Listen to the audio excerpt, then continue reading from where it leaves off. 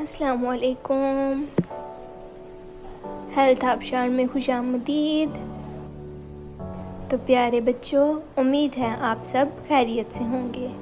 तो आज मैं आपसे एक पहेली पूछती हूँ और आपने मुझे उस पहेली का जवाब सिर्फ और सिर्फ 10 सेकंड में देना है। तो बताएं बच्चों। औरों के कब्जे में है लेकिन है वो आपकी शय, लेकर अक्सर आपका नाम, लेते हैं सब इससे काम। बताएं बच्चों, क्या है इसका जवाब? सोचें सोचें, किसी को आया आंसर? अगर नहीं आया तो कोई बात नहीं, मैं बता देती हूँ। इसका आंसर है आपका नाम।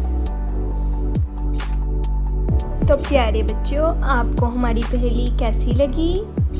कमेंट्स में ज़रूर बताएं। हमारे चैनल को सब्सक्राइब करें, लाइक करें और अपने दोस्तों के साथ हमारी वीडियोस को शेयर करें। मिलते हैं नेक्स्ट वीडियो में। अल्लाह हाफिज़।